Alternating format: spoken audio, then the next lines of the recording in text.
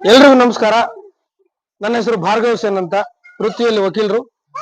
ಇದೇ ಬರುವ ಭಾನುವಾರ ಅಂದ್ರೆ 1ನೇ ತಾರೀಕು, ಜೂನ್ 1ನೇ ತಾರೀಕು ನಮ್ಮ ಊರಿನಲ್ಲಿ ಅಂದ್ರೆ ಶಿರಾ ತಾಲೂಕಿನ ಹುಣಸೆಹಳ್ಳಿಯಲ್ಲಿ ಕುರುಕ್ಷೇತ್ರ ಅನ್ನೋ ನಾಟಕವನ್ನು ಹಮ್ಮಿಕೊಂಡಿದ್ದೀವಿ. ಎಲ್ಲವೂ ಕೂಡ ಇಲ್ಲಿ ಪಾತ್ರಧಾರಿಗಳೆಲ್ಲರೂ ಕೂಡ ಪ್ರತಿಯೊಂದೊಂದು ಮನೆಯಿಂದ, ಪ್ರತಿಯೊಂದೊಂದು ಜಾತಿ ಧರ್ಮದಿಂದ ಬಂದಿರತಕ್ಕಂಥ ಕಲಾವಿದರು.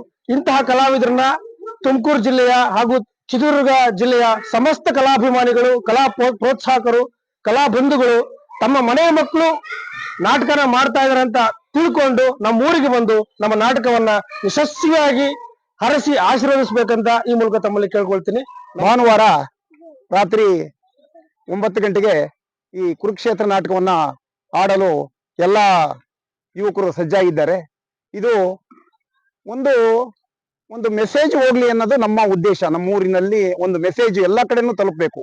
ಯಾಕೆಂದ್ರೆ ಬೇರೆ ಊರುಗಳಲ್ಲಿ ನಾವು ನೋಡಿದೀವಿ, ಯಾವುದೋ ಒಬ್ರೋ ಇಬ್ರೋ ಕಮ್ಯುನಿಟಿಯವರು ಸೇರ್ಕೊಂಡು ನಾಟಕ ಆಡಿ ಇದನ್ನ ಮಾಡ್ತಾರೆ. ಆದ್ರೆ ನಾವು ಇದು ಒಂದು ಮಾದರಿ ಆಗ್ಬೇಕು.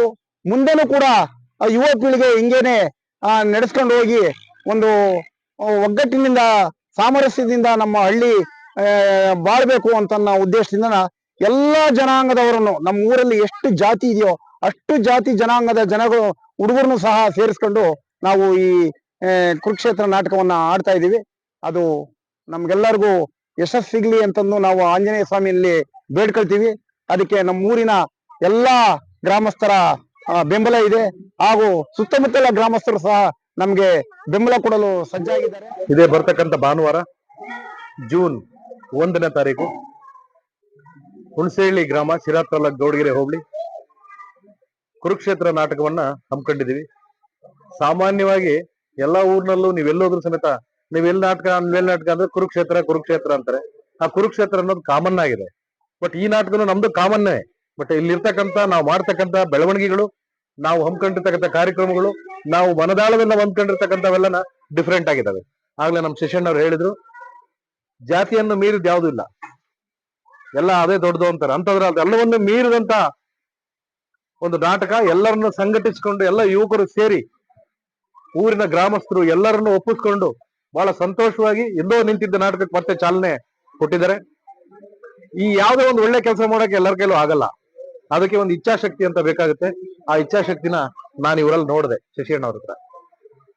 ಏನೋ ಮಾಡಿ, ಹಣ ಇಲ್ಲ ಮಾಡ್ಲೇಬೇಕು, ಏನೋ ಮಾಡೋಣ ಅಂತಂದಾಗ ಅವರು ಸಮೇತ ಒಳ್ಳೆ ಕೆಲಸ ಮಾಡಕ್ ಏನೇ ಶ್ರಮ ಬಿರ್ಲಿ, ಏನನ್ನಾಗ್ಲಿ ಮಾಡೋಣ ನಡಿ, ಹುಡುಗರನ್ನೆಲ್ಲ ಕಲಿಯಾಕನ, ಎಲ್ಲರನ್ನು ಮಾತಾಡೋಣ ಅಂತೇಳಿ ನನಗೆ ಧೈರ್ಯ ಕೊಟ್ರು. ಅವರು ಸಮೇತ ಮುಂದೆ ನಿಂತು ಹಗಲಿರುಳು ಬೆಳಿಗ್ಗೆ ಸಾಯಂಕಾಲ ಬರ್ತಾರೆ, ಪ್ರಾಕ್ಟೀಸ್ ಹತ್ರನೂ ಬಿಡ್ದಂಗೆ ಬರ್ತಾರೆ. ತುಂಬಾ ಚೆನ್ನಾಗಿ ನಮ್ಗೆಲ್ಲರಿಗೂ ಪ್ರೋತ್ಸಾಹ ಸಿಕ್ಕಿದೆ. ಈ ಒಂದು ಅದ್ದೂರಿಯಾದ ನಾಟಕ ಈ ಊರಿಗೆ ಒಳ್ಳೇದಾಗ್ಲಿ, ಇದೇ ತರ ಮಳೆ ಬೆಳೆಗಳು ಯಾವಾಗ್ಲೂ ಆಗ್ತಾ ಇರ್ಲಿ, ಆ ತಾಯಿ ಆಶೀರ್ವಾದದಿಂದ ಮುಂದಿನ ಪೀಳಿಗೆನೂ ಇದು ನಡೆಸ್ಕೊಂಡು ಹೋಗ್ಲಿ ಅಂತ ಹೇಳ್ತಾ ಶಶಣ್ಣವ್ರಿಗೆ ನಾನು ಒಂದ್ಸಿ ನಮಸ್ಕಾರ ಮಾಡ್ತೀನಿ. ಯಾಕೆಂದ್ರೆ ಅವರ ಒಂದು ಶ್ರಮ ಅವರು ಮುಂದೆ ಬೀಳಲಿಲ್ಲ ಅಂದ್ರೆ ಡೆಫಿನೆಟ್ ಆಗಿ ಇಲ್ಲೇನು ಮಾಡಕ್ ಆಗ್ತಾ ಇರ್ಲಿಲ್ಲ, ಏನೋ ಅಳ್ಳಾಡ್ತಾನೂ ಇರ್ಲಿಲ್ಲ ಬಿಡಿ, ಅದು ಬೇರೆ ವಿಚಾರ. ಒಂದು ಒಳ್ಳೆ ಕೆಲಸ ಮಾಡಿದ್ದಾರೆ. ಮುಂದೂ ಅವ್ರಿಗೆ ಇನ್ನೂ ಭಗವಂತ ಶಕ್ತಿ, ಆಯುಷ್, ಆರೋಗ್ಯ ಕೊಡ್ಲಿ, ಈ ನಡೆಸ್ಕೊಂಡು ಹೋಗ್ಲಿ ಈ ತರದ್ದೆಲ್ಲ ಈ ಊರಿನಲ್ಲಿ ಒಂದು ಹೆಸರಾಗುಳಿಲಿ ಒಂದು ಶಾಶ್ವತವಾಗಿ ಅವರು ಅಂತೇಳಿ ನಾನು ಅವ್ರನ್ನ ವಂಚಿ, ಇವರೆಲ್ಲ ನನ್ನ ಸ್ನೇಹಿತರಿಗೆ ಎಲ್ಲರಿಗೂ ಸಮೇತ ನಾನು ಒಂದು ಶುಭಾಶಯಗಳನ್ನ ಹೇಳಿ, ಜೂನ್ 1ನೇ ತಾರೀಕು ಯಾವುದೇ ಪಾತ್ರಗಳು ಫೇಲ್ ಆಗ್ದಂಗೆ ತುಂಬಾ ಅಚ್ಚುಕಟ್ಟಾಗಿ ಶಶಣ್ಣವರು ಕೊಟ್ಟಿರ್ತಕ್ಕಂಥ ಈ ಒಂದು ಏನಿದೆ, ಒಂದು ಇದೇನೋ ಒಂಥರ ನಮ್ಗೊಂದು ಗುರಿ ಕೊಟ್ಟಿದ್ದಾರೆ, ಇದನ್ನ ನೆರವೇರಿಸಿ ಹುಣಸೆಹಳ್ಳಿ ನಾಟಕನ ಸಕ್ಸಸ್ಫುಲ್ ಮಾಡೋಣ ಅಂತ ಹೇಳ್ತಾ, ಇದೇ ಭಾನುವಾರ ದಿನಾಂಕ 1 ಜೂನ್ 2025ನೇ ತಾರೀಕು ನಮ್ಮ ಊರು ಅಂದ್ರೆ ಹುಣಸೆಹಳ್ಳಿ ಗ್ರಾಮದಲ್ಲಿ, ಶಿರಾ ತಾಲೂಕು ಹುಣಸೆಹಳ್ಳಿ ಗ್ರಾಮದಲ್ಲಿ ಕುರುಕ್ಷೇತ್ರ ನಾಟಕವನ್ನು ಏರ್ಪಡಿಸಿಕೊಂಡಿರ್ತೇವೆ. ಸಮಸ್ತ ಬಾಂಧವರು, ಕಲಾ ಆರಾಧಕರು ಬಂದು ನಮ್ಮನ್ನು ಅರಸಬೇಕಂತ ಕೇಳ್ಕೊಳ್ತಾ ಇದೀವಿ. ಯಾವುದೇ ಒಂದು ನಾಟಕವನ್ನ ಚಾಲನೆ ಮಾಡೋದಕ್ಕೆ ಶಕ್ತಿ ಬೇಕಾಗುತ್ತೆ.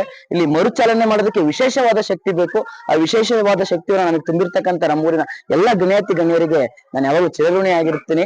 ಸೊ ಆದ್ರಿಂದ ನೀವು ಕೂಡ ಬಂದು ನಮ್ಮನ್ನು ಅರಸಿ ಅಂತ ನಾನು ಕೇಳ್ಕೊಳ್ತಾ ಇದ್ದೀನಿ. ನಮ್ಮ ಇದೇ ಹುಣಸೆಹಳ್ಳಿ ಗ್ರಾಮದಲ್ಲಿ ಸುಮಾರು 45 ವರ್ಷಗಳ ಹಿಂಚೆ ಈ ಕುರುಕ್ಷೇತ್ರ ನಾಟಕವನ್ನ ಆಡಬೇಕು ಅಂತಂದು ಎಲ್ಲ ಪ್ರಾಕ್ಟೀಸ್ ಮಾಡಿ ಸಜ್ಜಾಗಿದ್ದ ಸಮಯ. ಆ ಸಮಯದಲ್ಲಿ ಯಾವುದೋ ಸಣ್ಣ ಪುಟ್ಟ ವ್ಯತ್ಯಾಸಕ್ಕೆ ಆ ನಾಟಕನ ಅವತ್ತಿಗೆ ನಿಲ್ಲಿಸ್ಬಿಟ್ರು.